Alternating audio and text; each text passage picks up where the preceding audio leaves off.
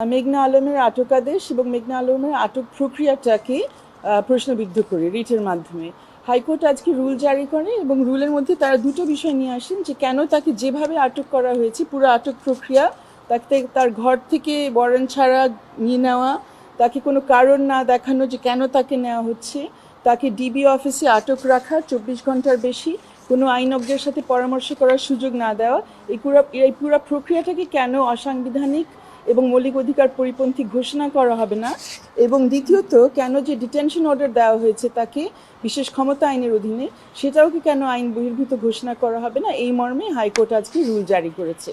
এবং এটাকে আজকে অবশ্যই সরকার পক্ষে রাষ্ট্রপক্ষে সময় চাওয়া হয়েছিল, কিন্তু কোর্ট তারপরে শুনানি করে আজকে রুলটা জারি করে দিয়েছে। আমাদের বক্তব্য হচ্ছে যে তাকে যেভাবে আটক করা হয়েছে আমরা সবাই দেখেছি, ব্যাপারগুলো বিভিন্নজন দেখেছে ফেসবুকের মধ্যে। সেই যখন ফেসবুকে এসেছিল, ফেসবুক লাইভ করছিল, বলছিল যে তার দরজার সামনে লোকজন এসছে, তারা বলছে যে তাকে থানায় যেতে হবে, সে নিজেই বারবার বলছে যে সে থানায় নিজের থেকে চলে যাবে, তারপরেও তার দরজাটা ভেঙে ফেলা হয় এবং সেখান থেকে তাকে জোর করে নিয়ে নেওয়া হয় এবং শুধু তাকে না, তার মোবাইল, তার ল্যাপটপ এগুলোর সাথে নেওয়া হয়। এরপরে সে কোথায় আছে 24 ঘন্টার বেশি কেউ জানতো না। তার পক্ষে অনেক প্রশ্ন তুলেছে। ডিবি অফিসে যাওয়া হয়েছে, বিভিন্ন নারীবাদী সংগঠক যারা আছে তারা ডিবি অফিসে গেছেন, থানায় গেছে, তাদের কাছে কোনো ধরনের তথ্য দেওয়া হয়নি।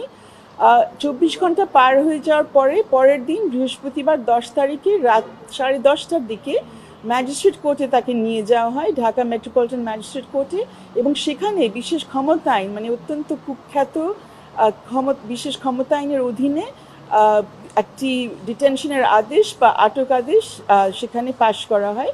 সেটার পরে তাকে কাশিমপুর জেলখানায় নিয়ে যাওয়া হয় এবং গত 3 দিন ধরে তার পরিবারের কেউ তার সাথে দেখা করতে পারেনি, কোনো আইনজ্ঞ তার সাথে পরামর্শ করতে পারেনি এই অবস্থায়, এবং এখন পর্যন্ত যে ব্যাপারে কোনো সুরাহা হয়নি। এই জন্য আমরা হাইকোর্টে এসেছি তার মুক্তি দাবি করার জন্য এবং এই পুরো আটক প্রক্রিয়া এবং আটক আদেশকে চ্যালেঞ্জ করার জন্য। আমরা এখনো একটা আতঙ্কের মধ্যে রয়েছি, কারণ যেইভাবে তাকে গ্রেপ্তার করা হয়েছে এটা তো একটা ভয়ঙ্কর একটা দৃশ্য। আপনারা হয়তো ভিডিও ফুটেজে দেখেছেন যে তার যে আর্তনাদ, সেই আর্তনাদ আমাদের পক্ষে সহ্য করা খুব কঠিন। তো আমরা চেয়েছিলাম যে এটা স্বরাষ্ট্র মন্ত্রণালয় এবং যে বিভিন্ন সংস্থা আছে তারা এটা একটা সুরাহা করবে, কথাও দিয়েছিল, কিন্তু সেটা করে নাই। না করে তারা একটা ভিন্ন পথে তারা হেঁটেছে। তারা এই যে স্পেশাল পাওয়ার অ্যাক্টে তাকে আটক করেছে এবং এখন সে কোথায় আছে আমাদেরকে জানানো হয়েছে কাশিমপুরে আছে, কিন্তু কি অবস্থায় আছে, সে যে এক পোশাকে সে বেরিয়ে আসছে, তো তারপরে তার কি খাওয়া দাওয়া পারছে না কি কি অবস্থায় আমরা কিছুই জানি না, এ ব্যাপারে কিছুই বলা হয় নাই। কাজে আমরা তার ঘটনাটা আপনার পত্রপত্রিকায় দেখেছেন এসেছে। ঘটনাটা হচ্ছে যে সৌদি অ্যাম্বাসেডর ঈসা ইউসুফ তার সাথে একটা সম্পর্কের ভিত্তিতে, হ্যাঁ, তো সেইটা একটা অভিযোগ ওইভাবে করছে, কিন্তু সেইটা তো তার বিরুদ্ধে দাঁড় করা নাই সেরকম কোনো অভিযোগ করছে সম্পূর্ণ ভিন্ন। স্পেশাল পাওয়ার অ্যাক্টে যেটা রাষ্ট্রের আইনশৃঙ্খলা আপনার ক্ষতি করা, তারপরে অর্থনৈতিক অবনতি করা, কিন্তু সেগুলো কি করেছে সেগুলো তো কিছুই উল্লেখ করে নাই। একটা দেশের অর্থনৈতিক ক্ষতি করলে তার দৃশ্যমান তার এভিডেন্স থাকবে না, তার কোনো কিছুই তারা দাঁড় করাতে পারে না। আইনশৃঙ্খলা অবনতি কোথায় সে ঘটালো, কোথায় সে রাষ্ট্রের বিরুদ্ধে ষড়যন্ত্র করলো, এগুলো কিছুই বলা হয় নাই।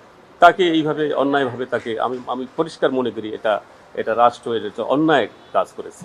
হ্যাঁ, রাষ্ট্রের উচিত ছিল যথাযথ আইন প্রক্রিয়া মেনটেন করে তার বিরুদ্ধে যদি কোনো অভিযোগ থাকে, সে যদি কোনো অপরাধ করে সেটা না করে অন্যটা করেছে, এটা আমরা খুবই ক্ষুব্ধ এবং সেই কারণে আমরা হাইকোর্টে এসেছি। আজকে এখানে মাননীয় উচ্চ আদালত যে একটা রুল দিয়েছে এটা খুব ভালো কথা। আমরা আশা করি এখন সরকারের পক্ষ থেকে এই যে রুলের এটা মর্ম যদি তারা বুঝে থাকে তাহলে অবিলম্বে তারা মেঘনা আলমকে তারা মুক্তি দেওয়ার ব্যবস্থা করবে। আমরা সেই আশাই করছি।